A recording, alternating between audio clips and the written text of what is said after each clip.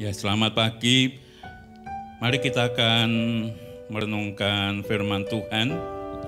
Kita akan membaca di dalam kitab Yesaya pasal 60 ayat 1 sampai dengan ayat 3. Yesaya pasal 60 ayat 1 sampai ayat 3. Demikian firman Tuhan. Bangkitlah, menjadi teranglah, sebab terangmu datang, dan kemuliaan Tuhan terbit atasmu. Sebab sesungguhnya kegelapan menutupi bumi, dan kekelaman menutupi bangsa-bangsa. Tetapi terang Tuhan terbit atasmu, dan kemuliaannya menjadi nyata atasmu. Bangsa-bangsa berduyun-duyun datang kepada terangmu, dan raja-raja kepada cahaya yang terbit bagimu. Puji Tuhan. Bapak, Ibu, Saudara yang dikasihi Tuhan, kita sangat percaya bahwa di balik krisis selalu ada kesempatan. Di balik kegelapan pasti ada terang, sebagaimana disampaikan oleh Yesaya dalam pasal 60, khususnya ayat yang kedua dikatakan, sebab sesungguhnya kegelapan menutupi bumi, dan kekelaman menutupi bangsa-bangsa, tetapi terang Tuhan terbit atasmu, dan kemuliaannya menjadi nyata atasmu. Firman Tuhan ini menyatakan sekalipun ada kegelapan, sekalipun ada kekelaman, sekalipun terjadi krisis, tetapi juga ada terang, yaitu terang Tuhan yang bisa membuat bangsa-bangsa dan raja-raja untuk datang mencari terang itu yang ada pada setiap kita, tentu melalui setiap kehidupan kita. Sebab dikatakan firman Tuhan bahwa kita adalah terang dunia, kita adalah garam dunia. Seringkali di tengah-tengah kegelapan, di tengah-tengah krisis, ya, kita hanya melihat satu bahaya. Seperti yang terjadi khususnya bagi bangsa dan negara kita Indonesia, tetapi juga dialami hampir semua bangsa-bangsa yang ada di muka bumi ini. Adanya pandemi virus corona dianggap merupakan satu bahaya, karena memang sampai saat ini virus corona belum ada obatnya, belum ada vaksin yang bisa menangkal virus ini, sehingga sampai hari ini pun di Indonesia pertambahan orang yang terpapar virus corona digolongkan masih cukup tinggi. Dan kita ketahui bahwa ini dianggap merupakan satu bahaya yang mengancam kepada kehidupan manusia, sebab oleh virus ini mendatangkan kematian. Tapi juga kita ketahui bahwa oleh virus ini juga kemudian berdampak kepada kehidupan yang lain, bahkan seluruh segi kehidupan manusia. Baik secara ekonomi, secara stabilitas keamanan negara, secara usaha pekerjaan, secara pendidikan, secara sosial, dan lain sebagainya. Kalau kita mendengar apa yang disampaikan oleh Bapak Presiden Jokowi beberapa waktu yang lalu, saya melihat di YouTube di dalam rapat kabinet dikatakan sampai boleh dikatakan marah-marah karena virus corona ini belum teratasi dengan sebaik-baiknya dan mengakibatkan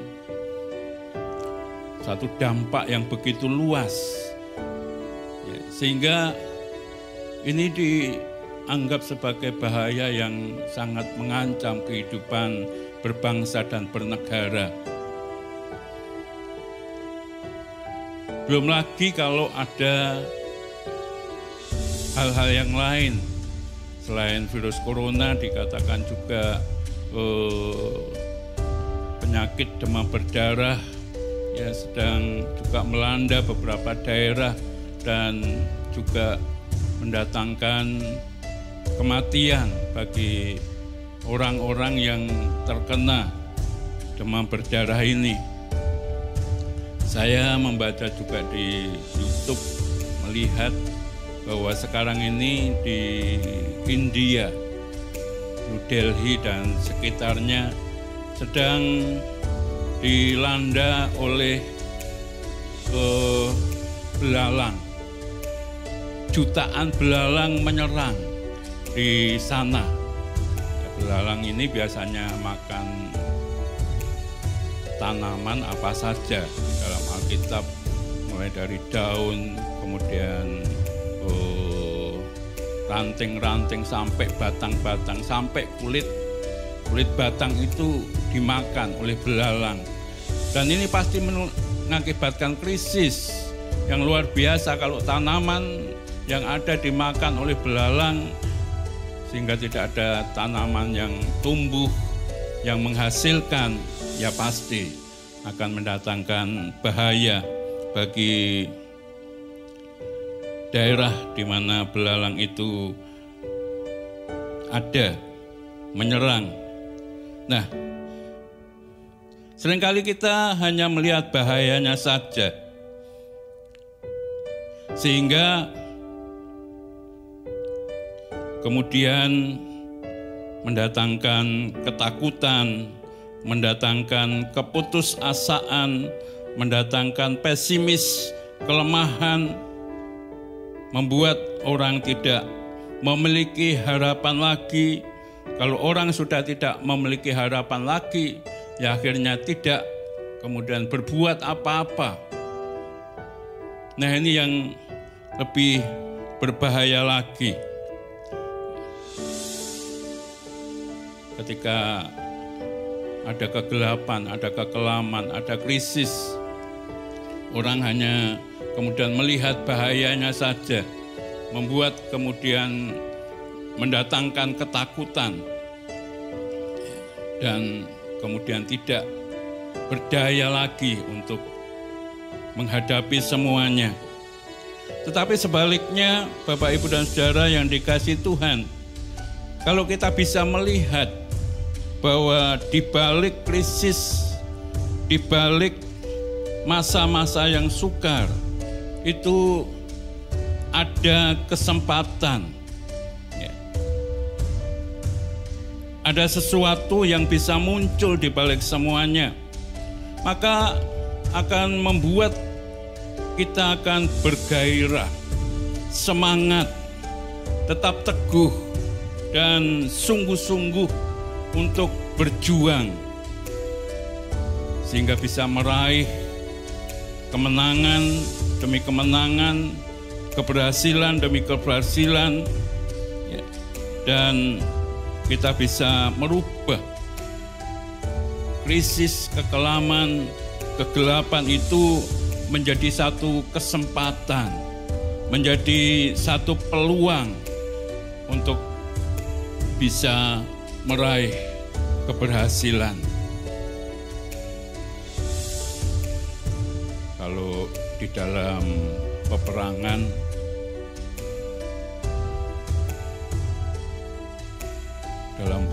itu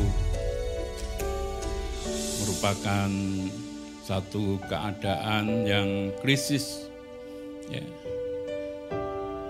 Artinya ketika kita harus menghadapinya, kalau tidak kalah, menang. Ya. Nah, untuk bisa mengalami kemenangan tentu kita tidak bisa kemudian mengelak, ya, mundur, menghindari peperangan itu.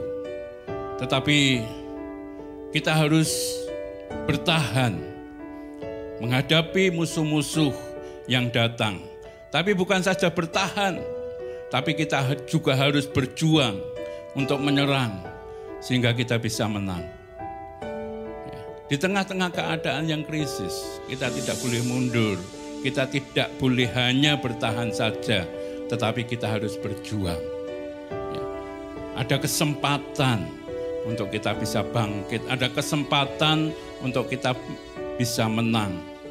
Nah, Bapak, Ibu, dan Saudara yang dikasihi Tuhan, dalam masa-masa kegelapan dikatakan firman Tuhan, dalam masa-masa kekelaman, tetapi terang Tuhan terbit atasmu dan kemuliaannya menjadi nyata atasmu. Artinya ada kesempatan di mana terang Tuhan dinyatakan. Ada kesempatan di mana kemenangan itu bisa kita raih di tengah-tengah masa-masa yang sulit, di tengah-tengah masa-masa yang krisis. Nah, kita akan merenungkan kesempatan-kesempatan apa yang bisa kita raih, yang bisa kita alami, ya, di tengah-tengah masa-masa krisis, di tengah-tengah masa-masa yang gelap, di tengah-tengah masa-masa yang sukar. Beberapa hal yang saya renungkan. Yang pertama adalah kesempatan untuk kita kembali kepada Tuhan. Kesempatan untuk kita ingat kepada Tuhan. Seringkali ketika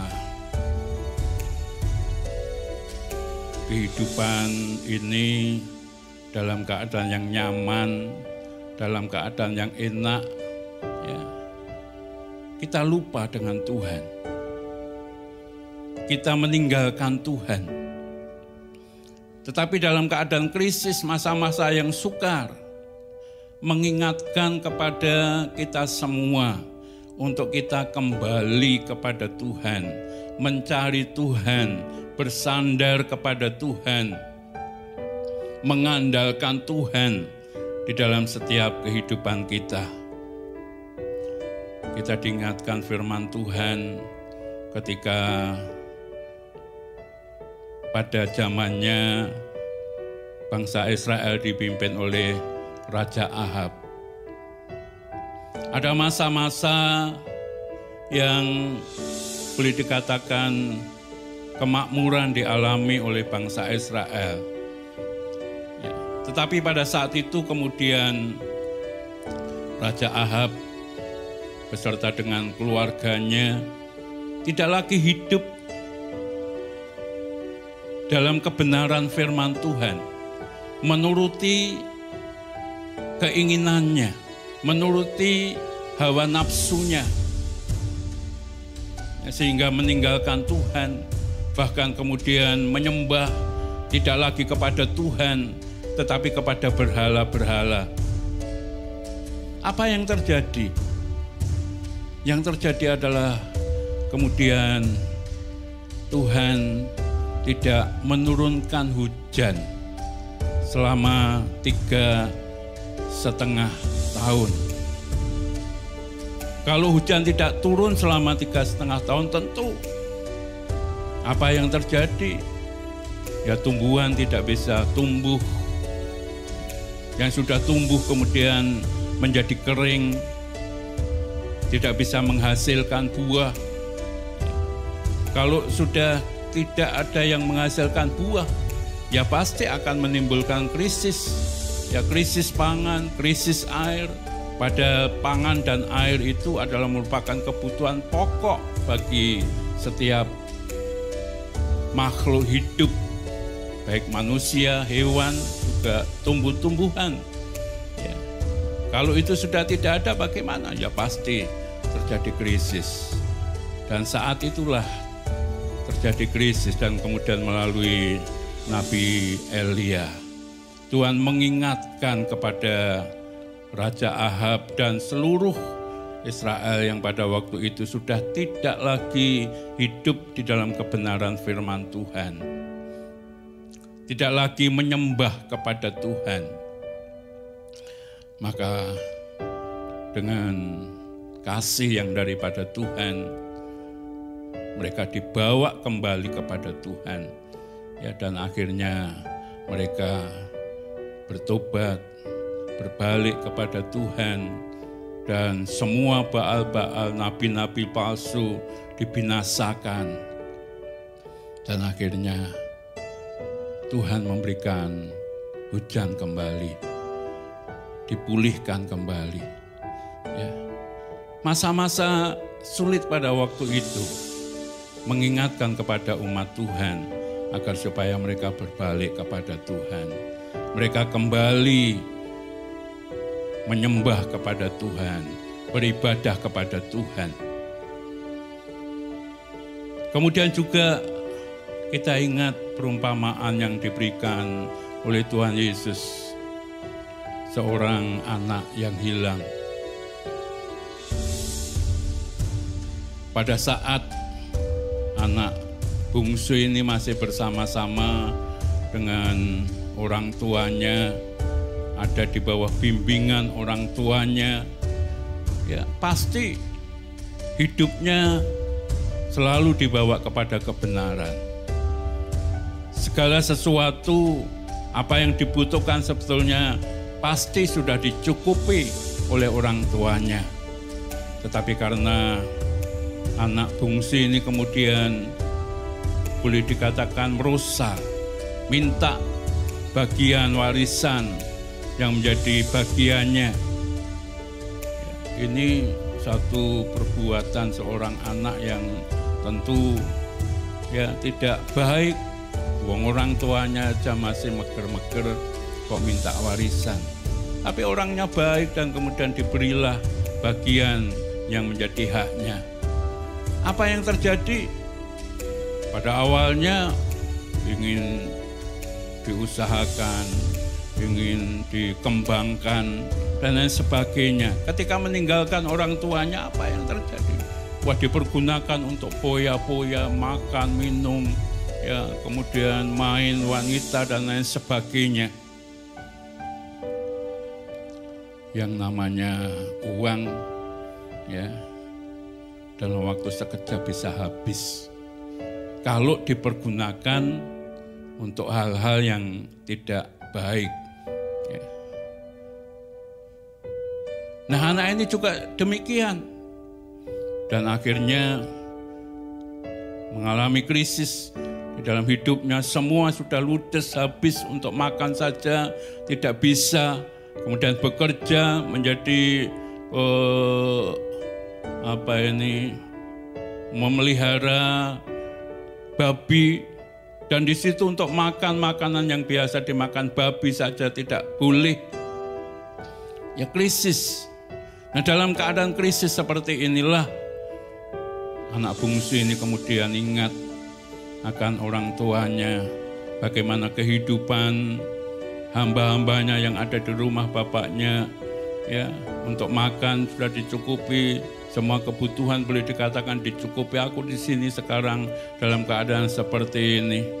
Dan kemudian dia berjanji untuk berbalik kepada bapaknya. Dan akhirnya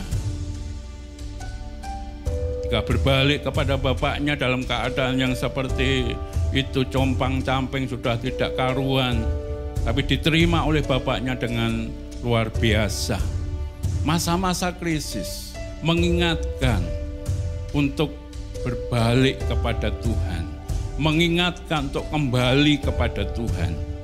Bapak, Ibu, dan saudara yang dikasihi Tuhan, saya tidak tahu seperti apa keadaan Bapak, Ibu, dan saudara sekarang ini. Ketika Bapak, Ibu, dan saudara sedang hidup jauh daripada Tuhan, meninggalkan Tuhan, dan sekarang menghadapi masa-masa krisis, kegelapan, mari ingatlah firman Tuhan ini. Ya, jangan meninggalkan Tuhan, berbaliklah kepada Tuhan. Bertobatlah di hadapan Tuhan, dan Tuhan Allah yang Maha Kasih akan menerima kembali dan memulihkan keadaan, dan bahkan lebih baik daripada waktu-waktu yang lalu. Ini yang bisa kita pelajari, renungkan, bahwa di balik kegelapan, di balik kekelaman, ya, ada terang yang menerangi setiap kehidupan kita. Ada kesempatan untuk kita mengalami pemulihan dan kemurahan yang daripada Tuhan. Kemudian yang kedua, di balik krisis ada satu kesempatan untuk kita tetap berjuang lebih sungguh-sungguh lagi. Kita tidak mau menyerah dengan keadaan yang ada, tetapi kita harus bangkit. Kita harus berjuang. Kita tidak hanya melihat bahayanya saja, tetapi kita memiliki satu keyakinan bahwa di balik kegelapan pasti ada terang, seperti apa yang difirmankan oleh Tuhan ini. Dan kita tidak hanya menunggu saja, tetapi kita harus berjuang. Berjuang untuk kita bisa meraih kemenangan, untuk kita bisa mendapatkan kesempatan.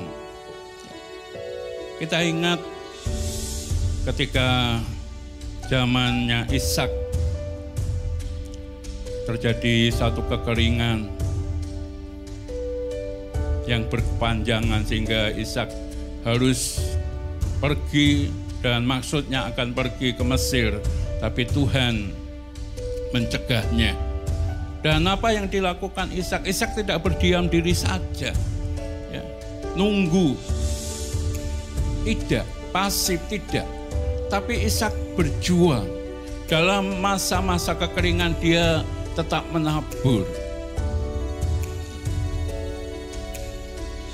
Mungkin orang berkata bodoh, pasti tidak tumbuh apa yang ditabur, pasti tidak akan bisa menghasilkan buah. Tapi bagian kita adalah tetap berjuang. Dan Ishak pada waktu itu menabur. Dan firman Tuhan mengatakan apa yang ditabur itu bisa tumbuh dan akhirnya berbuah. Karena apa?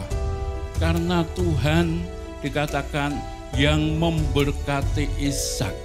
Bagian kita harus kita lakukan, dan kita sangat percaya bagian Tuhan akan lakukan dengan dahsyat, ajaib, dan luar biasa. Kalau kita tidak melakukan bagian kita, bagaimana Tuhan akan bisa menolong kita? Seringkali kita hanya nunggu, ya nanti Tuhan pasti menolong. Tuhan nanti buka jalan. Betul, memang Tuhan bisa menolong, Tuhan bisa buka jalan. Tetapi kalau kita hanya berdiam diri, pasif, ya tidak akan mengalami pertolongan yang daripada Tuhan. Tapi Ishak pada waktu itu menabur, ya, dalam masa-masa kering. Ishak tetap menggali sumur untuk mendapatkan air. Ya, itu satu kerja keras, ya, perjuangan yang tidak mudah. Tetapi Ishak melakukan bagiannya. Dan Tuhan melakukan bagiannya dengan dahsyat dan luar biasa. Dikatakan Ishak semakin hari semakin kaya, bertambah-tambah kaya, luar biasa. Dan Ishak bisa hidup dari perjuangannya karena Tuhan yang memberkatinya. Bapak, Ibu, dan saudara yang dikasihi Tuhan, kita tidak boleh pasif. Kita harus memperjuangkan di tengah-tengah masa-masa yang kelam, di tengah-tengah masa-masa yang sukar. Kita harus tetap berjuang. Ketika kita kembali kepada Tuhan, Tuhan berkenan kepada kita, dan kita sangat percaya perjuangan kita tidak akan pernah sia-sia. Tuhan pasti akan ikut bekerja untuk mendatangkan kebaikan bagi setiap kita yang mengasihi Dia. Dalam surat Rom pasal 8 ayat yang ke-28. Puji Tuhan. Dalam masa-masa yang gelap, yang kelam, ini juga menjadi kesempatan bagi kita untuk melakukan perbuatan-perbuatan yang baik. Bukan untuk kita saja, tetapi kita harus melakukan perbuatan-perbuatan yang baik.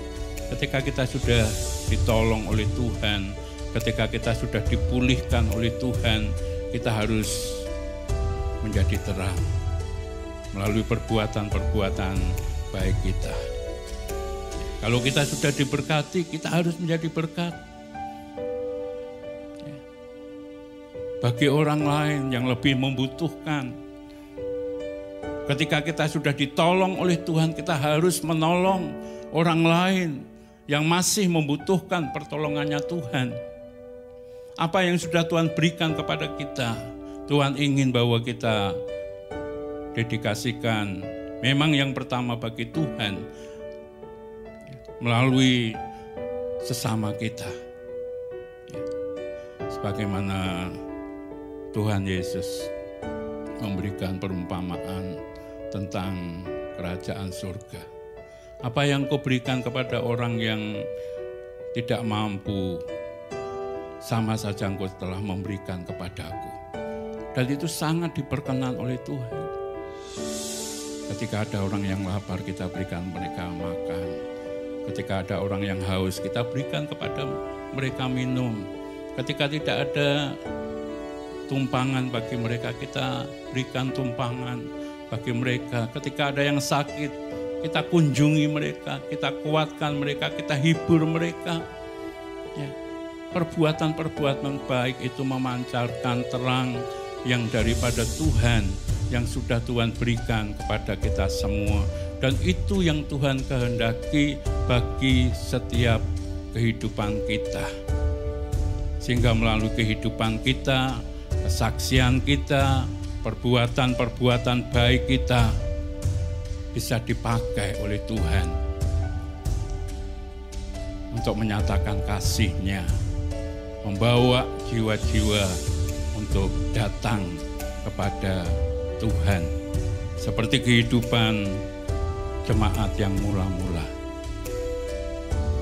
Tuhan inginkan hal itu terjadi pada masa-masa sekarang ini. Kita sangat percaya apa yang Tuhan izinkan terjadi. Pasti ada rencana-rencana Tuhan yang indah bagi kehidupan kita, tetapi juga bagi kehidupan seluruh umat manusia. Ya, melalui kehidupan kita, biar nama Tuhan diagungkan dan dipermuliakan, dan banyak jiwa-jiwa yang terberkati oleh kehadiran kita di tengah-tengah kehidupan ini. Puji Tuhan, Tuhan memberkati kita sekalian. Amin.